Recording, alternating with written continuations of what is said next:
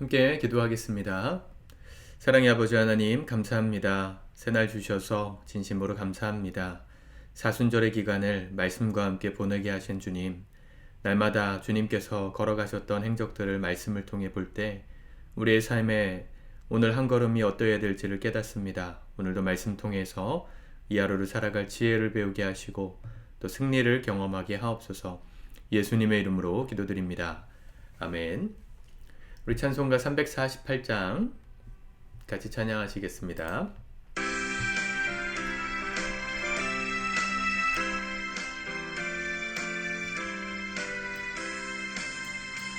마귀들과 싸울지라 죄악 벗은 형제여, 담대하게 싸울지라 저 기약한 적병과 심판날과 멸망의 날, 내가 섰는 눈앞에 곧 다가오리라.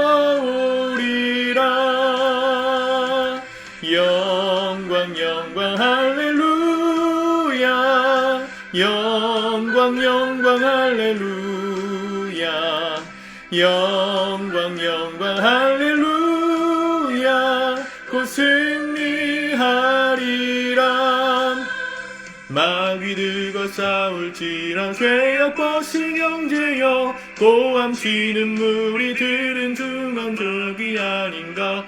무섭고도 더러운 죄 모두 떨쳐버리고 주 예수 붙들라.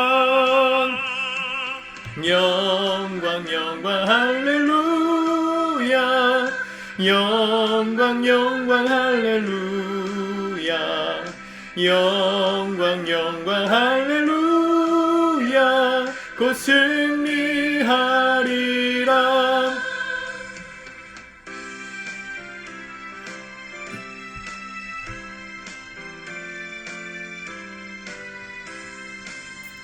마귀들과 싸울지라 죄악 벗은 형제여, 구주 예수 그리스도 그 심판을 벌리고 너를 도와주시려고 서서 기다리시니 너서 나오라. 영광 영광 할렐루야, 영광 영광 할렐루야,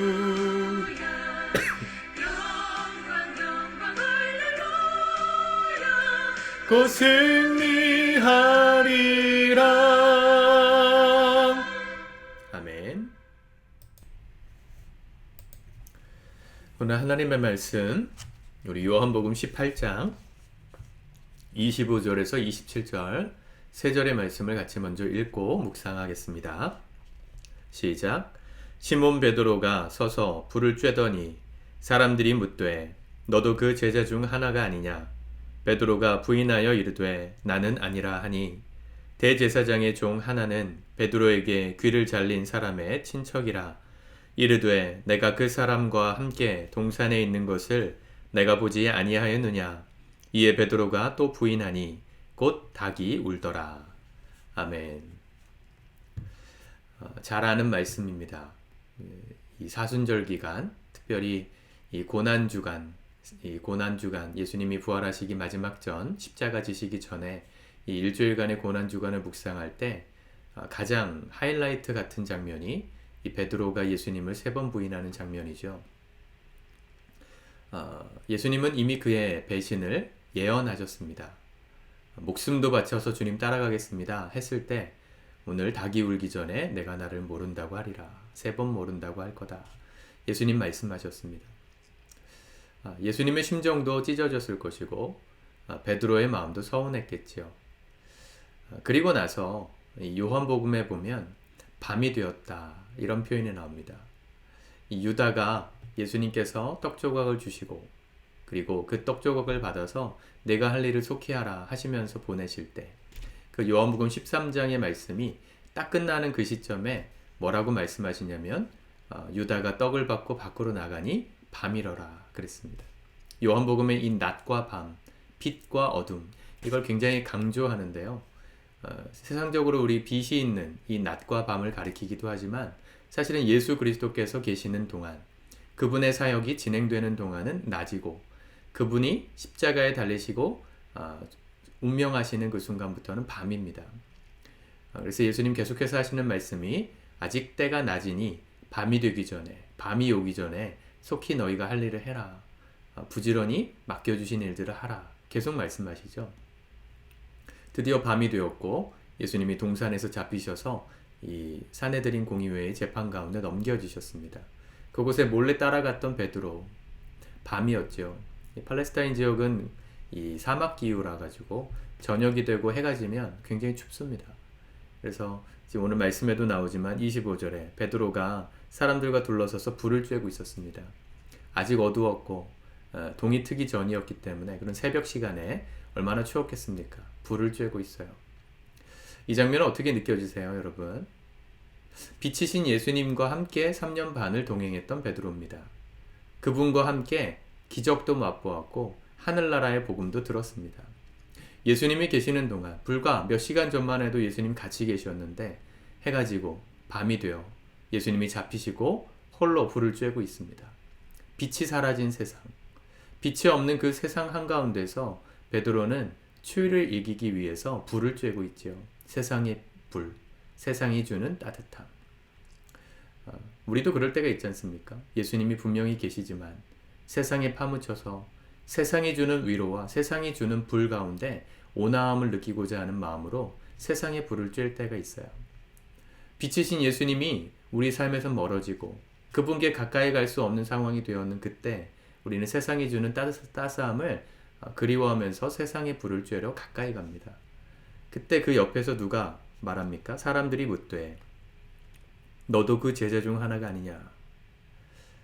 저는 이 말씀이 오늘 읽는데 마치 세상의 불 가운데 따뜻함을 느끼기 위해서 세상의 빛 가운데 기대려고 하는 우리의 마음에 안 믿는 사람들이 우리에게 오히려 질문하는 것처럼 느껴졌습니다.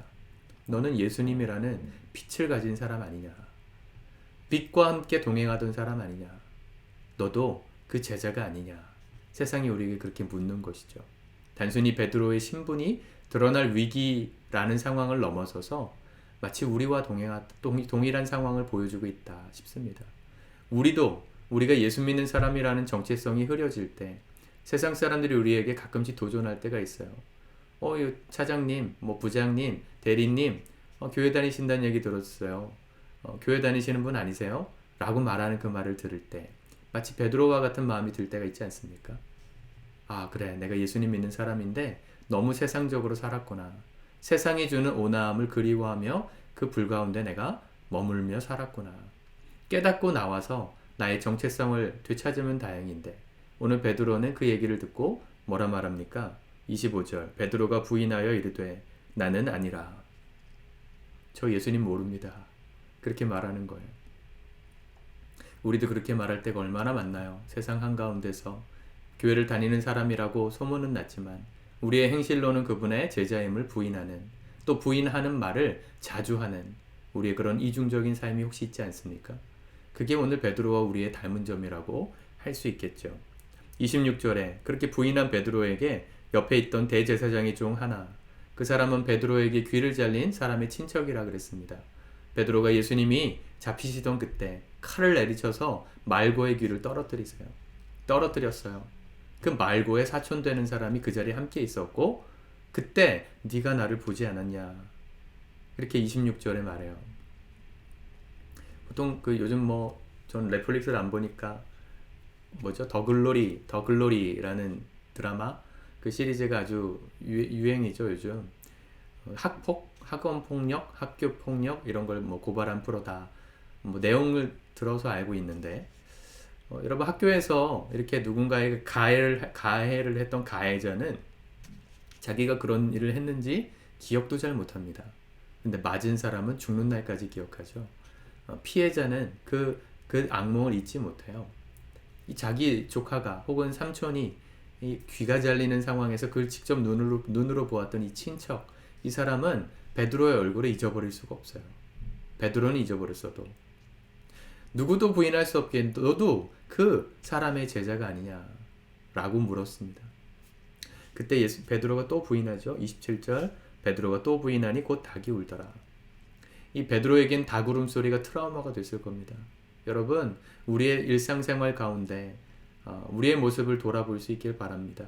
베드로처럼 빛이신 예수님을 멀리하고 세상이 주는 온화함과 온기를 느끼려고 세상의 불 가운데, 빛 가운데로 모여들 때가 있잖아요.